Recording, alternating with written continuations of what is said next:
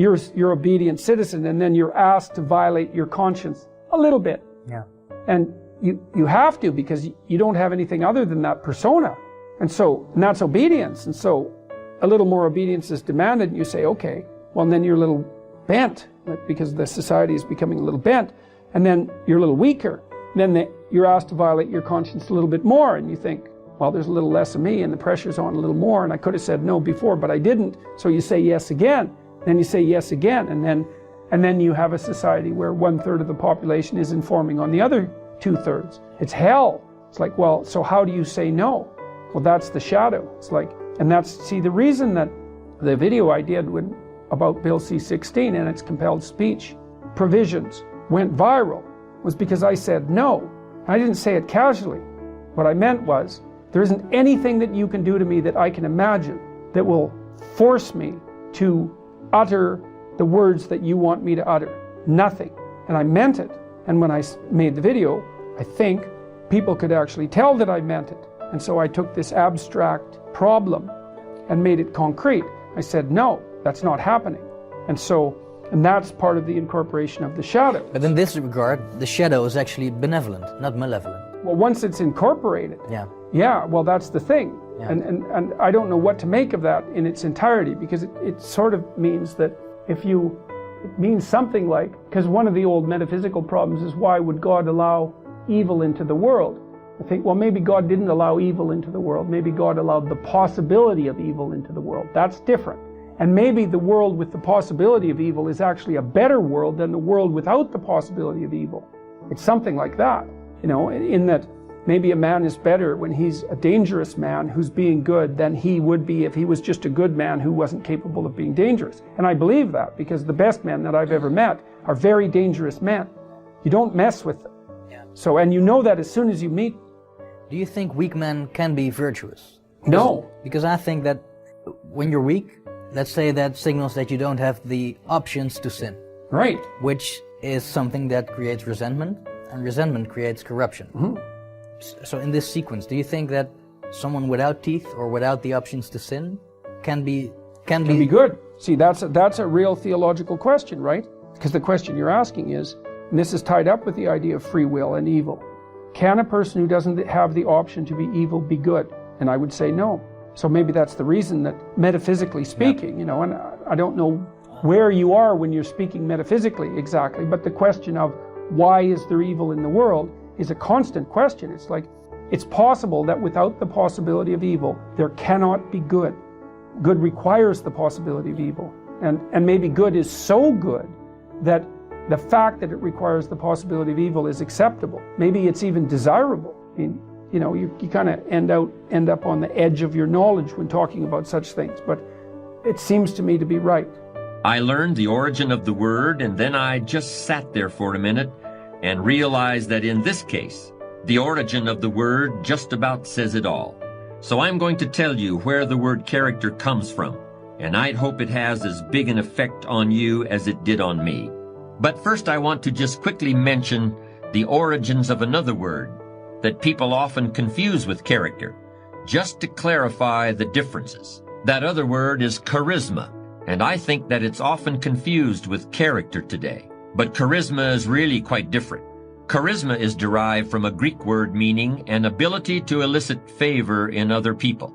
It's a magnetic quality of personality that people respond to as if it were magic. Charisma is almost like a magic wand that confers power over others. But character has a very different origin.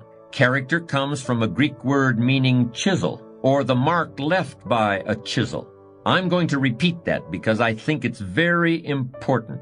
Character is derived from the Greek word for chisel. And of course, a chisel is a sharp steel tool used for making a sculpture out of a hard or difficult material like granite or marble.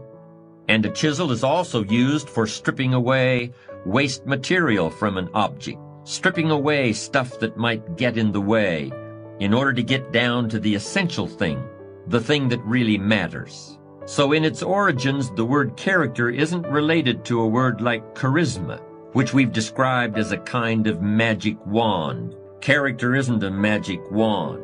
Character comes from chisel, and I hope you'll remember that. You've got to chisel your character out of the raw material of yourself, just like a sculptor has to create a statue. The raw material is always there. Everything that happens to you, good or bad, is an opportunity for building your character. Let me point out another important distinction between character and charisma. You may have noticed it already. In both its definition and its derivation, character doesn't refer to other people. It doesn't refer to having power over other people or getting other people to follow you or gaining favor with other people. Character is something that you have and that you are. You could be marooned on a desert island and your character would still be important. In fact, it would likely be very important in that situation. But charisma wouldn't do you any good at all. Charisma requires the presence of others, while character is all about you. Character is the person you are after you've chiseled and have gotten past all the unnecessary material to what's underneath. But since we're usually surrounded by other people, let me be a little more specific about how the differences between a charismatic person and a person with character can play out in the real world, particularly in leadership situations. Here are 4 sets of circumstances that can easily occur. When you try to spend all of the money before they disappear, when you try to use it wisely, use it as best you could. The sad part is, we only have 86,400 seconds a day, and most people take this time for granted. Most people let this time disappear without a second thought. We never get this time back. We must use it wisely. We must be productive.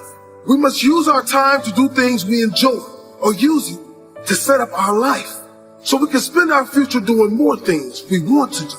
Instead of wasting your time on meaningless things, use it to learn new things.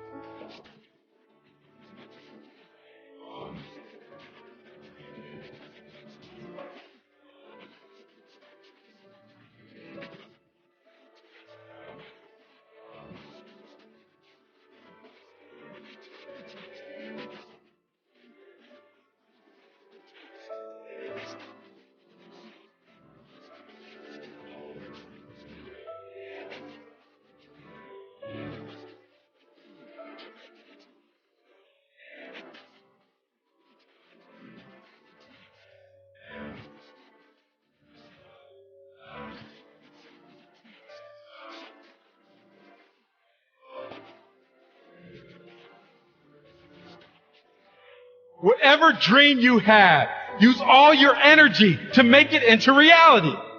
Push yourself to become the person you are destined to become. If you want to get results you have never got before, you are going to have to do things you have never done before. The richest man in the world, Bill Gates, was once asked which superpower he would like to have. The richest man in the world said that he would want the ability to read books faster. Success is not about the money, the fame, or the big house. It's about becoming the best version of yourself.